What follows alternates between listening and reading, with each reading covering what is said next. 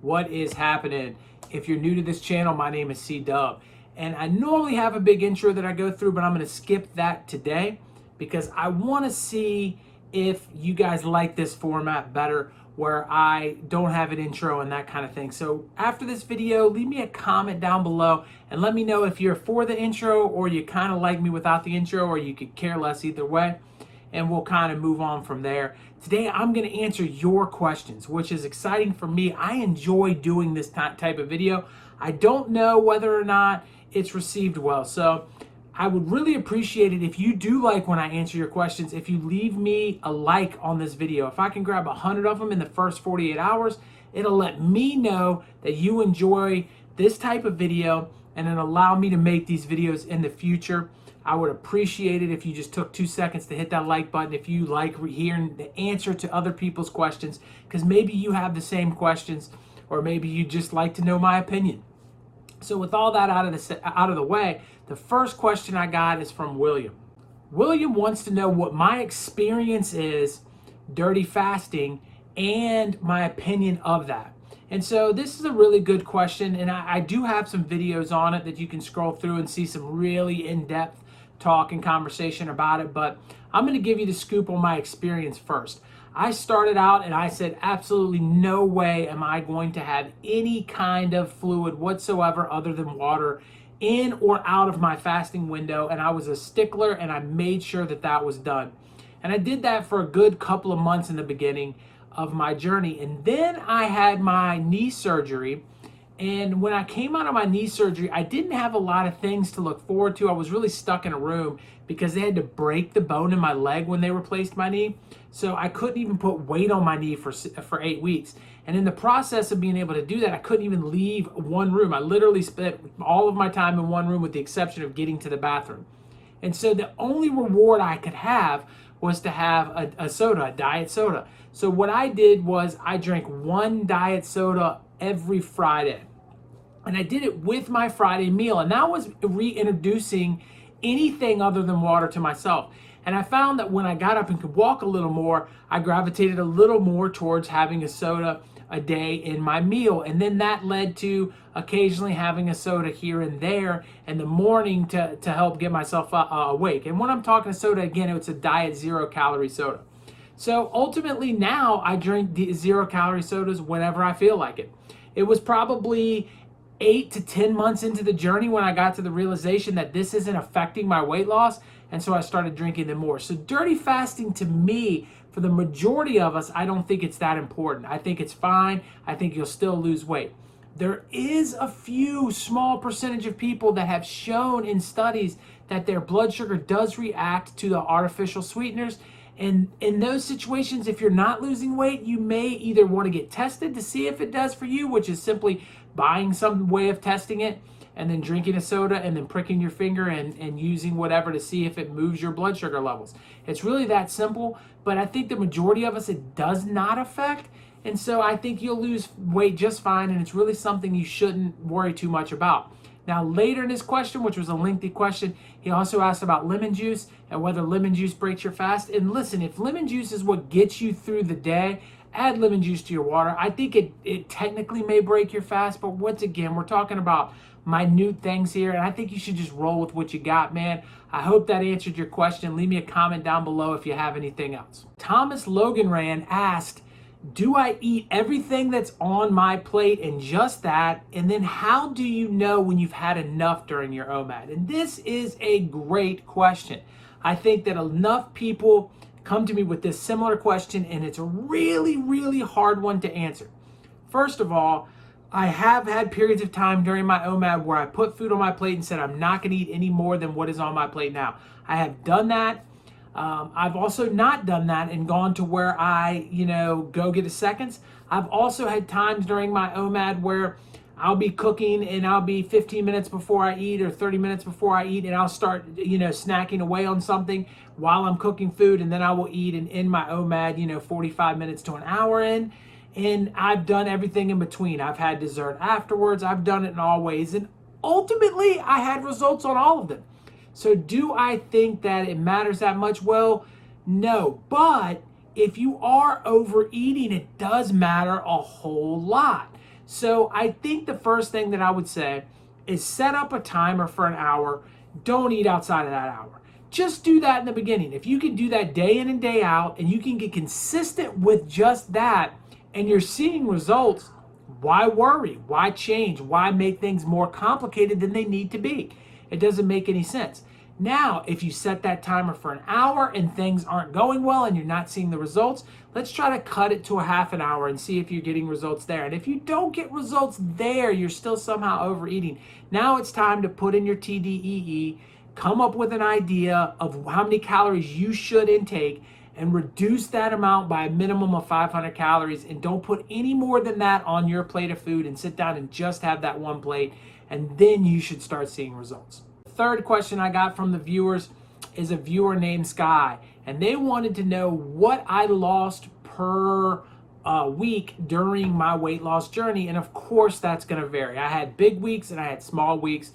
Over the course of 11 months, I lost 125 pounds, which is more than 2 pounds a week. Now, I do want to stress that the whole month of September, I didn't lose any weight whatsoever, not a single pound. And there were some tough hiccups in there, and there were some massive weight losses along the way too. I think that if you're moving the scale down in any way, shape, fashion, or form, you are winning. And I think that that's where we get into this little hiccup where we're like, well, I'm only losing 1.5, or I only lost 0.5 this week, and they get sad and they're upset about it. I'm here to tell you now that 0.5 is a win, 0.2 is a win, 0.8 is a win. And if you're getting 5 or 6 pounds, it's a huge win, and that's a time to be happy and excited about it. It's when we get to a point in which we're hitting zeros and losses in a row for multiple weeks, or an ounce lost and an ounce gain and an ounce lost and an ounce gain kind of deal, when we need to reevaluate. And I would think that if you're plateaued for more than 4 weeks, you probably need to make an adjustment in your weight loss plan. Number 4 is a similar question. It's from George Garcia, and he said that he is not losing anything. It's been 2 weeks since he started this journey, and he hasn't lost any weight. And he wanted to know what's going on. Why is he not losing weight? And so there's a few things that I can say about that. Number 1, first and foremost, your body needs time to realize that you're doing something in order for it to sometimes lose weight. Sometimes when you start out in the first couple of weeks, your body's going to be stubborn and it's going to fight against the fact that you're losing weight. And then it starts to realize, oh, okay, we need to start burning body fat for fuel because he's not giving us enough. But if that's not the case and we're moving into week 3 and week 4 and you haven't lost weight, I'm almost positive you're overeating. And that is where you need to figure out, okay, what can I do to reduce my calorie intake some so that on the other end of this, I can lose some more weight. And if you're eating the bare minimum of calories that you can handle, you're going to have to move more. And it's really that simple. And I know that it's not the answer that you want to hear, but it's the true answer.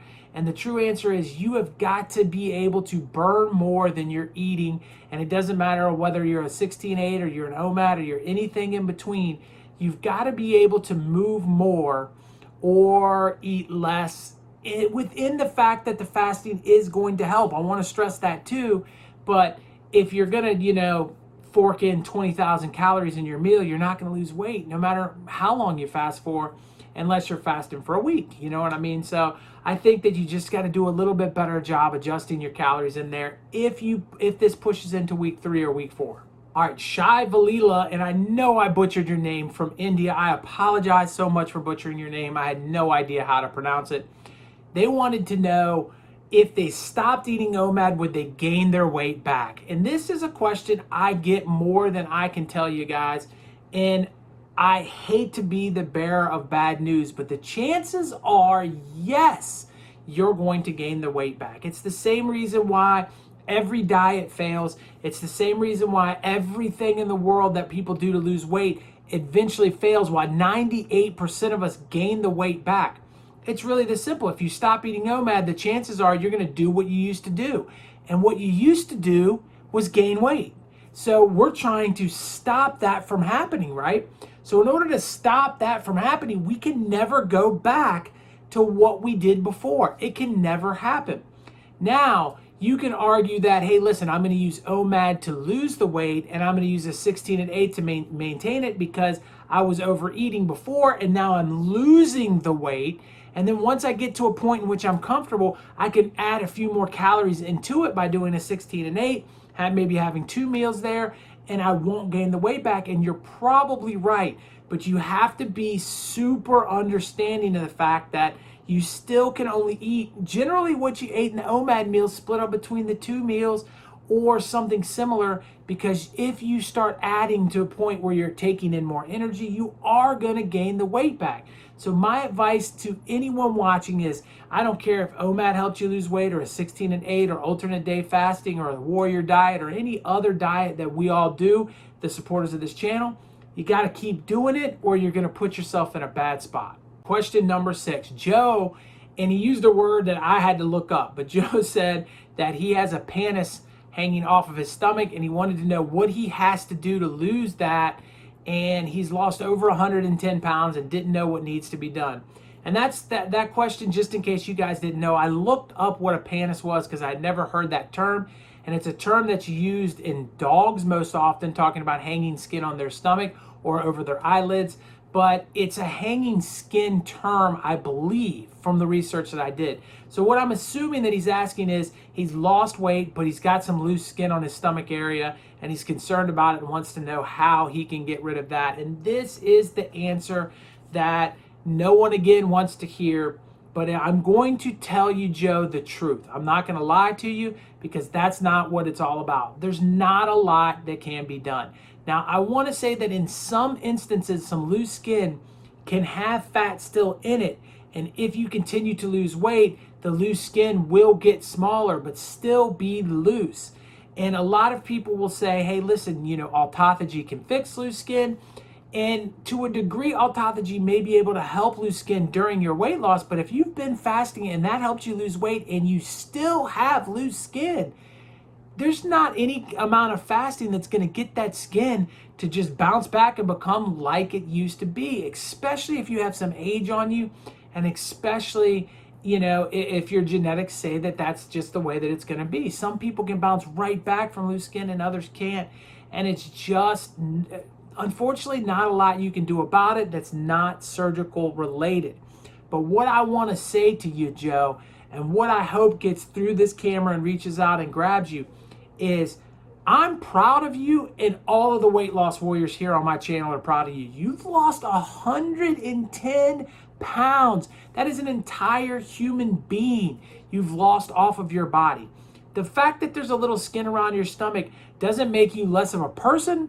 It doesn't make you less of a weight loss warrior. It doesn't make you less of anything. It's most likely an issue that only bothers you and bothers nobody else in the world. So instead of worrying about your loose skin and saying, how do I get rid of it? How about taking your shirt off and looking at it, and instead of thinking of it as a bad thing, think of it as a reminder of how far you've come. A reminder of the new you and the new life you have. And if you can take a step back and you can sit down and you can look at yourself and be proud, I think it'll all change. And I think you'll look at it and say, hey, listen, this loose skin is not anything more than a souvenir for the work that I put in to get my life back. And there are so many people that are watching this channel that wish that they had loose skin and they could lose the weight. So just be happy with what you got, man, and keep grinding. That's the most important thing, because you've won the war, you've gotten your health back, and that's what it is all about, my friends. All right, the last time I did a video like this, I got it linked right here. I think you'll like it if you liked this one. YouTube, on the other hand, they know that you're going to like this one. I don't know. Who do you trust, me or YouTube? My face right there. Click on that bad boy and subscribe. I will catch you guys on the next one. Peace.